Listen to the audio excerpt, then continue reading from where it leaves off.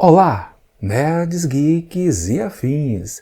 Estamos todos aqui complementares com o 7º episódio da 3ª temporada da série The Orville, exibido na Star Plus.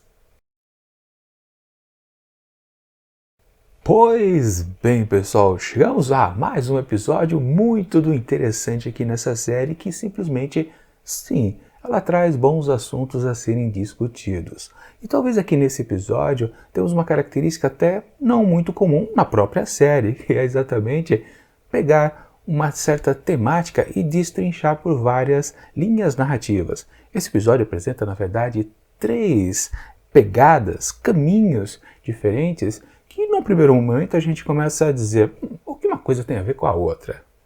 No fundo, quanto mais a história vai avançando, a gente percebe que caramba, está tudo relacionado.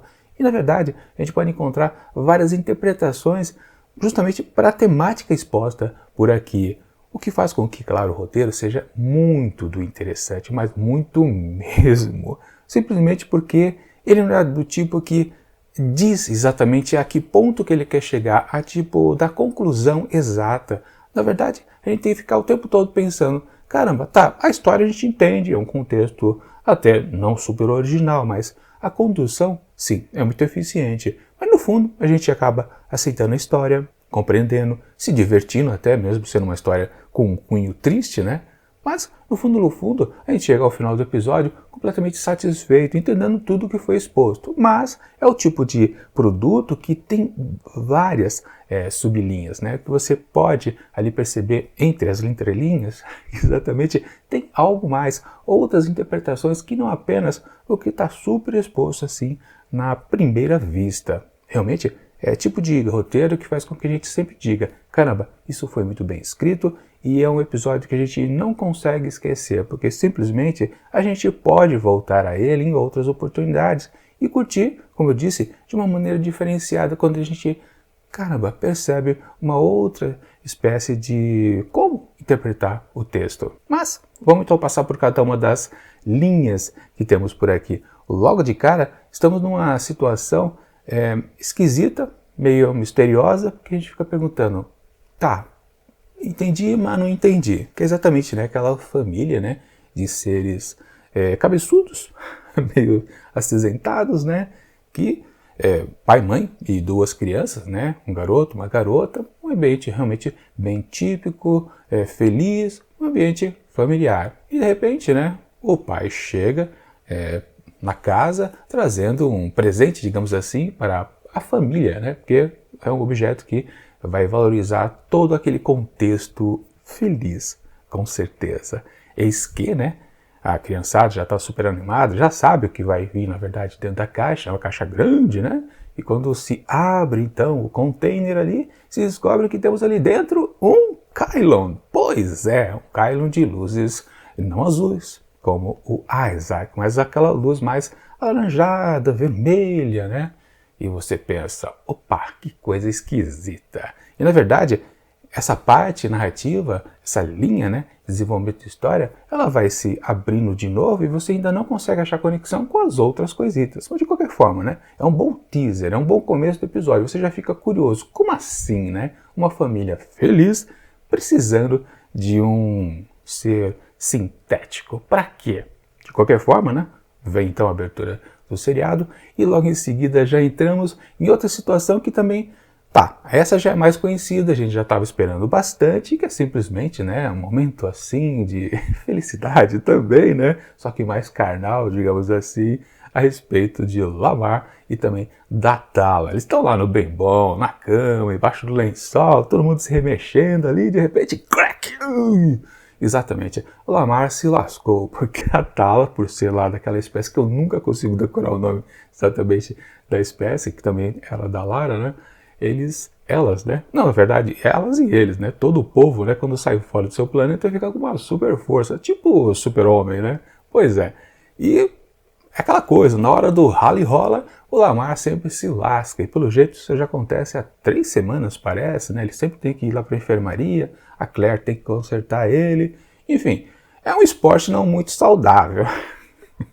Mas no primeiro momento a gente pensa, tá, digamos que é a piada da vez, porque todo episódio sempre tem uma linha de historinha, que é apenas para dizer que a série ainda é uma série cômica, entre muitas aspas, né? A gente pensa que é isso no início, mas ok. O que vale é que logo em seguida talvez se apresente o real motivo desse episódio existir, porque todo episódio é centrado em algum personagem. Quando vem a terceira cena, a gente percebe realmente se vai contar algo a respeito dos Kylons. Porque, mais uma vez, né, Claire e o Isaac estão lá naquele restaurante, lá dentro, né, do ambiente simulador, né, e estão lá naquele papo, naquele chove no molho, a gente está reatando, a gente não está, o Isaac fica na dúvida, a Claire também não sabe, mas na verdade é ela que tem que definir, porque ela, ali do casal, é o ser emotivo. Na verdade, se falta uma definição, pelo contexto, o Isaac até colocou, ué, a gente já voltou? Somos um casal novamente? Mas para ela não, porque precisa da emotividade, não basta estar simplesmente junto. De qualquer forma, a questão é interessante. Mas claro, fica valendo que esse episódio é só a respeito dos Kylo, ou do Isaac especificamente, porque, bom, temos o contexto dos dois novamente, e claro, por causa da abertura com aquele Kylo lá misterioso. Mas ainda tem mais outras linhas narrativas, né? Na verdade, 4 a gente pode considerar, né? Quer dizer, 4. Porque aí tem aquela espécie que é a Janice, acho que é Janice, né? Enfim, lembram, né? Quando a Atala entrou para a tripulação aqui da Orville, ela havia comentado logo de cara para o Ed e para a Kelly que quando ela serviu em outra nave, ela teve que dar umas bofetadas no seu capitão, justamente porque naquele contexto eles haviam tido um contato com essa espécie de agora, as tais Janice, né, que é uma sociedade completamente matriarcal, ou seja, onde os homens não têm vez. E lá naquela oportunidade, né, ela esbofeteou seriamente, né, o capitão, né, o que o Lamar meio que sente agora no bem bom, né, mas enfim, né. Então a gente tem contato com essa espécie aqui, ou seja, eles ou elas querem entrar talvez para a União Planetária, né, ou seja, as primeiras negociações, aquele papo furado, diplomacia para lá e para cá, só que tem um problema, né? Para elas, os homens são nada, né? Uns inúteis. E aí como é que fica, né? Simplesmente elas estarem ali, né? A nave delas está estacionada ao lado da Orville, mas elas vêm aqui fazer uma visita de cortesia para começar, né? Os trâmites, né? Para quem sabe, se unir à União Planetária, enfim, mas tem que inventar alguma coisa, porque não dá simplesmente para elas estarem dentro da nave e perceberem que os homens ali são seres normais, né? Ou seja, tanto quanto as mulheres. Né? É curioso, né, que quando está fazendo aquela reunião de briefing, né, com todo mundo, de todos os oficiais, veio o comentário do Bots, né, que coisa absurda, né, como vocês querem se associar a uma sociedade tão, né, retrógrada, sendo que, né, lá em Móculos é a mesma coisa, só que sinal trocado, né, lá as mulheres que não têm vez. Aliás, não é nem as mulheres não têm vez, lá é pior ainda, né, porque basicamente elas não têm nem quase o direito de existir, né, quase não tem, né, se bem que, claro, isso foi mudando, né, ao longo dos últimos anos. Enfim, né, um comentário ali interessante do Bortus. Mas realmente, até esse ponto você fica pensando, caramba, é um episódio que está apresentando várias linhas narrativas interessantes, mas qual é a conexão entre elas? Demora realmente para aparecer, mas demora de uma maneira que não cansa, na verdade, a audiência. Eu estava me divertindo com todas as situações colocadas aqui. Mas aí chega o ponto que tudo começa a ganhar algum sentido, que é exatamente quando toda a turminha dos homens dentro da Orville tem que fingir que é apenas uma meleca, um ser insignificante, né? Surge um sinal ali de existência de alguém no planetinha que está ali ao lado, né? Justamente onde eles fizeram o encontro das duas naves. Então, lá vai Ed fazer uma investigação, pega uma nave auxiliar, vai até lá e acaba descobrindo o outro Kylon. Que aí a gente percebe logo de cara, peraí, esse Kylon não é aquele que também a gente estava vendo lá nas outras cenas? Pois é. Assim, antes, né? Tô até comendo a sequência das cenas. Antes deles descerem ao planeta, a gente revisita mais uma vez aquela família feliz. E a gente percebe então que aquele Kylon que chegou lá no pacote, dentro do contender, ele se comporta como um empregado ali então daquela família, fazendo a comida, fazendo todos os trabalhos domésticos. Então, quando o Ed vai ao planeta, a gente até pensa, caramba, eles vão se encontrar então com essa família. Só que não, né? eles se encontram com um outro não, na verdade, parece que é o mesmo, né? Lá com a família, o robô é chamado de K1. Aqui, quando eles encontram então esse Kylon, que aparentemente é o mesmo, é chamado de Timmins. E realmente fica aquela dúvida na gente. Claro, mais à frente do episódio a gente vai entendendo exatamente o que é o contexto ali da família, que no fundo, é apenas um flashback, ou seja, as origens exatamente da questão daquele povo, daquela espécie ali cinza, né, cabeçuda e cinza, que foram os criadores então desses seres cibernéticos que são os Kylons. E claro, a gente já sabia de temporadas anteriores, né, que tudo isso levou ao extermínio dos seres biológicos, né? Claro que a gente nunca entendeu direito, e esse episódio então serve para isso, para a gente compreender qual foi o ponto de ebulição dessa sociedade, que existiam seres biológicos e seres sintéticos que entraram em conflito, e houve então, claro, o extermínio completo. E basicamente é num esquema que meio que a gente tem um contexto de hoje em dia, né? O medo, né? Na verdade, da inteligência artificial. Antigamente se pensava mais nos robôs. Olha, nos anos 60, 70, 80, 90, né? Ainda tinha aquele conceito, não, as máquinas, né, vão dominar tudo, vão acabar com a humanidade, porque elas vão perceber, né, que somos nós, seres biológicos, seres inferiores. Aquele sempre temor constante que vem muito claro também da literatura de ficção científica.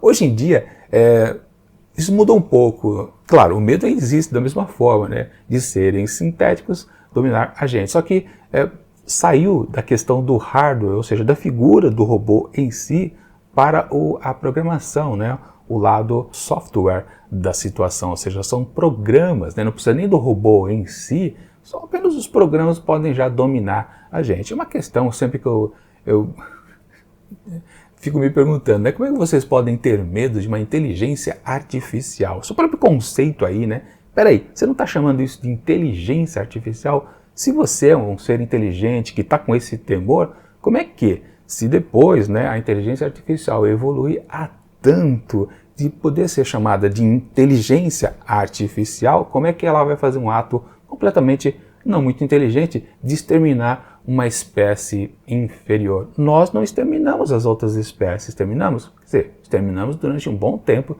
da nossa existência, mas se de fato aquela inteligência artificial que está ainda se maturando hoje em dia, no futuro ela se desenvolver completamente e ser por um todo senciente, ela vai nos exterminar como a gente extermina umas formiguinhas? Sim ou não? Mas eu sempre digo, se essa possibilidade existe ou não, a gente não pode chamar isso de inteligência artificial, mas sim de burrice artificial, porque vai estar apenas nos emulando, ou seja, não vai ser superior a gente, vai ser exatamente o que nós somos.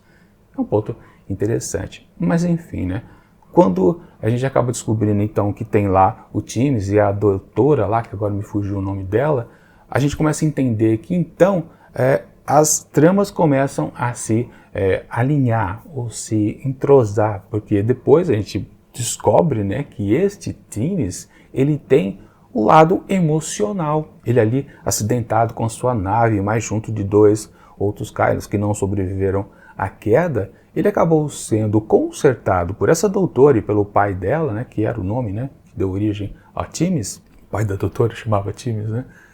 Enfim, eles de alguma forma consertaram o cérebro ali do Kylon, tiraram suas armas e conseguiram fazer com que sistemas de dores ali que já estavam internos se transformassem em algo que pudesse conduzir às emoções. Ou seja, aquele ser sintético ali agora tem a capacidade de sentir emoções, de compreender a realidade onde existe através de sentimentos, né? Um contato completamente diferente do puramente lógico.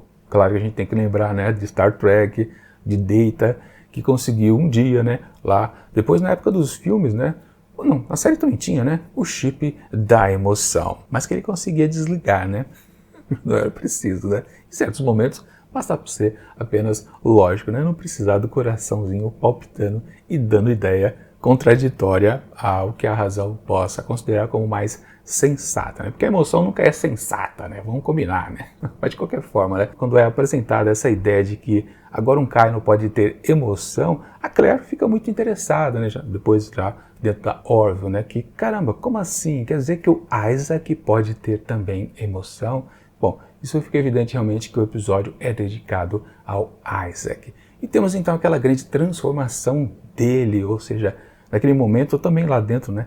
Daquele restaurante já super famoso da dupla Claire e Isaac, lá ele consegue ter todos os sentimentos que ele tem para com a doutora, ou seja, ele realmente a ama, do mesmo jeito que ela praticamente gosta dele desde lá da primeira temporada, antes, naquele momento quando ela nem sabia ainda, né? Porque a emoção tem isso, né? O corpo já está sentindo as consequências da emoção, mas nem a razão está sabendo disso ainda, né? Mas enfim, né? O que vale, né? Caramba, naquele ponto eu fiquei com um pouquinho de medo da série tomar um caminho não muito interessante. Lembrando, né, que nessa terceira temporada a série tem um subtítulo, né? Novos Horizontes. E eu pensei, caramba, vão modificar o Isaac? Ele era tão bom assim, sendo tão mecânico, né? Tão quase bruto, né? Embora muito justo, né? Mas ele pegando esse lado emocional não daria muito certo. Ainda bem que, na verdade, a cena já transformadora dele já logo diz que, na verdade, não é nada disso. O que acontece é que ele não consegue, ele conseguiu, na verdade, né, por poucos instantes, sentir tudo que ele podia para com a Claire, mas ao mesmo tempo ele percebeu, caramba, pim, pó, resetou o negócio aqui, voltei ao normal, não estou sentindo mais nada, era apenas uma avaria. Depois foi explicado, né, como ele é um ser que foi fabricado depois da revolução lá de Kylo One, ou seja, ele é fruto dos revoltosos, dos antigos, dos originais seres sintéticos, né? Ele é uma versão 2, uma Mark II, né? Ou seja, ele foi construído de forma diferente. Então, toda aquela pesquisa daquela doutora e seu pai a respeito de transformar um Kylo num ser emotivo não funciona para Isaac. Pode funcionar até, mas tem que apagar toda a sua memória. E aí Claire também faz uma consideração de pesar, né?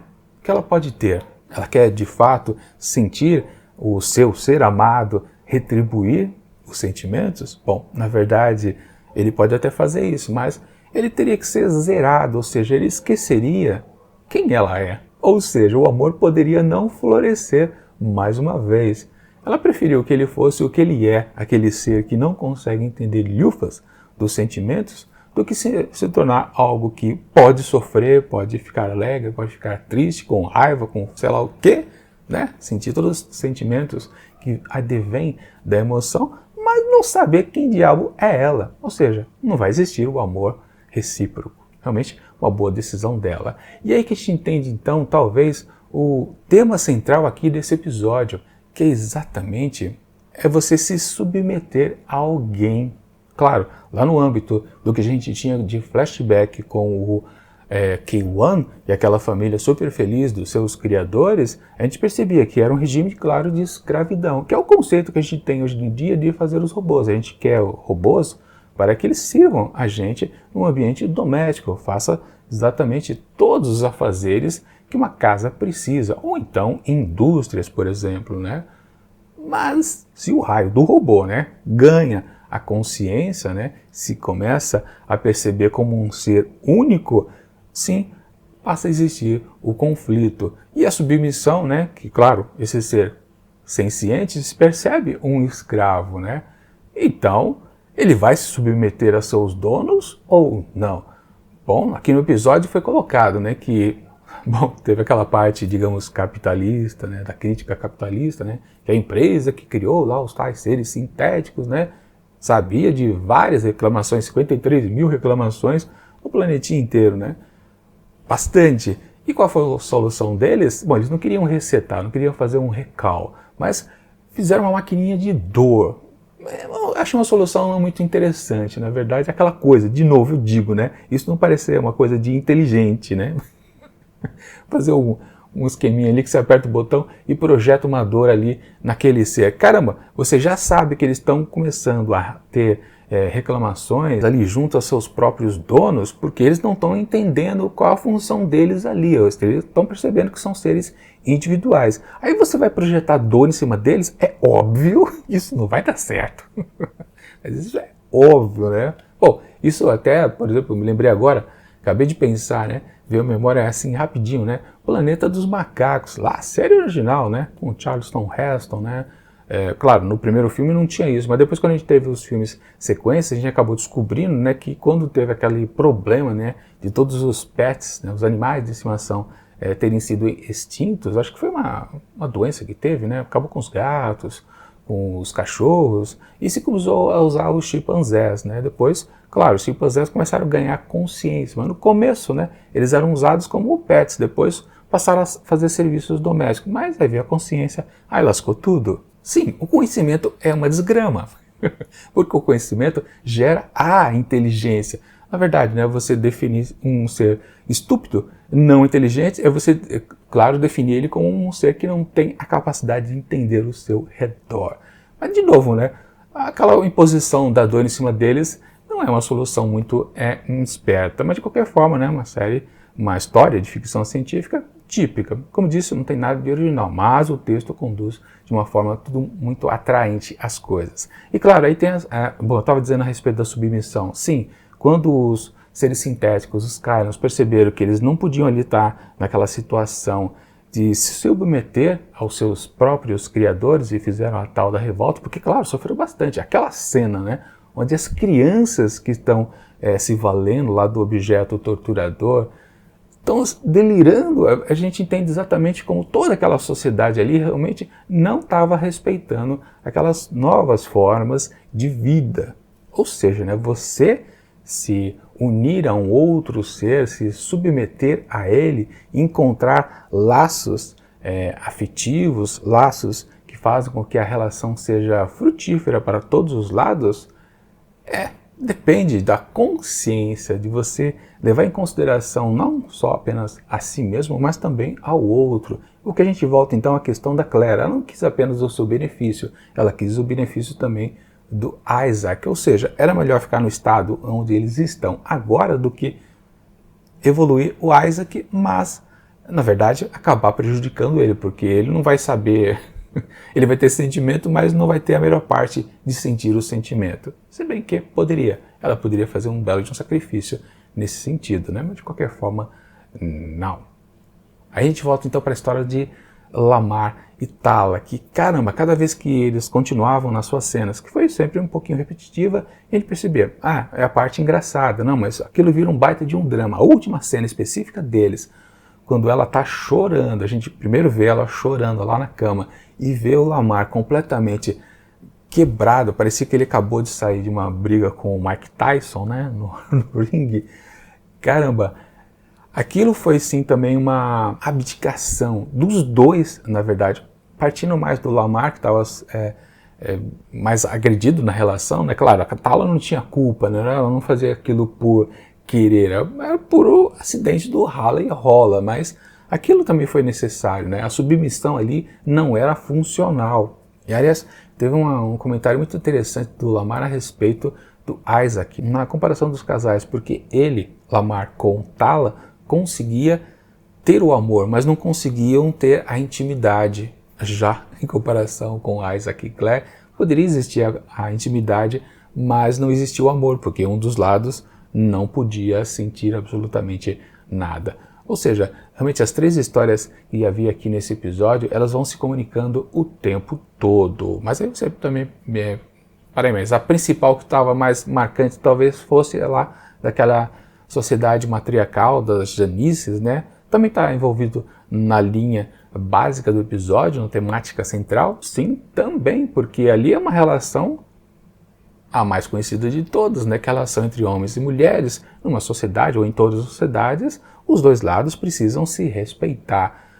Digamos que a linha central do episódio é mais essa exatamente dessa sociedade matriarcal, e as outras histórias meio que estão corroborando totalmente isso, ou seja, a submissão dos dois lados, do homem e da mulher, né? Não adianta uma sociedade, seja essa das Janices ou dos Moclanos, dominar mais o homem ou dominar mais a mulher, não adianta nada. Tem que ser uma coisa uniforme para não necessariamente não existir a submissão. Ninguém fica submisso ao outro, mas apenas se aceita os certos limites. E foi exatamente o que temos então nas outras duas histórias dos dois casais, Claire e Isaac, Lamar e Tala, eles pararam a relação por problemas, os limites exatos. Não poder ser íntimo, não poder ser sentimental. Enfim, bastante interessante como a temática foi trabalhada em todas as linhas narrativas. Assim, ainda por fim, teve outro brinde ainda, que foi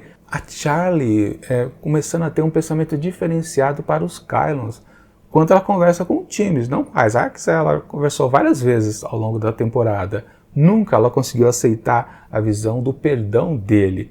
Mas, é curioso, né? Ela começou a entender, porque ela sabe que o Timmins tem a capacidade de ser emotivo, ou seja, ela aceitou o pedido de desculpa dele, porque sabe que ele pode sentir alguma coisa. No fundo, né? Ele pode sentir o que ela sente, a sua perda lá na batalha, quando ela perdeu a Amanda, né, sua amada. Ou seja, através dele, do Timmins, ela entendeu o Isaac. Depois, né, na cena final do episódio, é justamente eles se unindo, trabalhando juntos.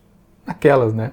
Ela estava ali perdoando ele de uma maneira completamente emotiva. E ele praticamente nem ligando, nem se atinando. Aceitando, claro, o pedido de desculpa, óbvio, né, porque é uma questão lógica, mas não tem nada, mas ela se sente reconfortada, né? Porque depois, né, ele percebe, peraí, não, acho que eu tenho que chamar ela para ela me ajudar aqui nessas tecnices que estamos fazendo aqui, né, de regular o motor lá, enfim, eles se submeteram um ao outro pela paz. O que é bem bacana também, tem tudo a ver então aqui com a temática desse episódio, que simplesmente é sensacional. E aliás, falando na escrita desse roteiro, né? No começo, quando eu vi que a temática estava começando a ficar cada vez mais intrincada, eu falei, caramba, isso aqui deve ser outro texto sensacional do Seth MacFarlane, né? Não, não é. Ele apenas dirige o episódio, mas quem escreve é o Goodman, que é um dos produtores principais aqui da série. Praticamente é uma parceria que ele faz com o MacFarlane. E ele, na verdade, o Goodman, escreveu 3 episódios interessantes aqui da série, porque ele pega espécies diferentes. Primeiro, ele fez lá na primeira temporada aquele episódio dos Creel, quando o Ed e o Gordon, né, entram dentro de uma nave Creel para roubar lá a Bíblia deles. Bacana, foi um grande estudo daquela sociedade, o primeiro grande estudo daquela sociedade, para falar a verdade, que foi muito interessante mesmo. Depois, na segunda temporada, ele fez o episódio final da primeira temporada, que foi aquela questão lá da viagem no tempo, um episódio também muito bom. Na segunda temporada, ele fez aquele episódio relacionado à cultura dos Moclans, que foi inclusive o primeiro episódio onde a Tala teve algum destaque. Muito bom também aquele episódio. E agora então aqui na terceira temporada ele chega aos Kylons. Ou seja, né, curiosamente, né, a gente viu isso, por exemplo, nos episódios da Alara, que é a escritora, a roteirista, sempre era a mesma. Ou seja, isso é muito comum em séries. Às vezes uma certa espécie, em séries de ficção científica eu quero dizer, né, às vezes um específico roteirista ele é encarregado de meio que desenvolver toda a evolução de uma certa espécie, porque ele fica mais apegado, né, àqueles tipos que ele está desenvolvendo. Então, sempre quando tem que fazer um novo episódio, fulano, é você que tem que desenvolver ele, né? E aqui aconteceu então que o Goodman, ele trabalhou, claro, por ele ser também o produtor da série, ele pegou 3 espécies diferentes e trouxe em todas as oportunidades bons e excelentes episódios. Sim, esse 7º episódio aqui da terceira temporada de The Orville é sensacional. Classe A, com certeza, e portanto para ele é fácil dizer que ele merece 5 asteriscos. Um episódio sensacional. Um episódio que no primeiro momento parece misterioso, depois engraçadinho, vai ficando cada vez mais intenso. Aquele episódio que você fica com aquela tensão, aquela tristeza ao final, de tão bom que ele é de tocar em temas muito interessantes. Se vocês concordam ou não comigo, deixem os comentários aqui no vídeo para a gente ficar trocando alguma ideia. Ô série boa que essa daqui, né? Isso sim é série de ficção científica. Enfim, vamos ver o que acontece na próxima semana. Agora só faltam mais 3 episódios. Pois é, era para ser 11 nessa terceira temporada, mas um não pôde ser filmado por causa lá das questões pandêmicas. Enfim, só mais 3 Só mais 3 semanas para então acabar essa jornada da terceira temporada de The Orville, que até agora não foi confirmado que vai existir uma 4ª temporada. Espero que esse anúncio pinte logo, porque essa série merece. Enfim, é isso.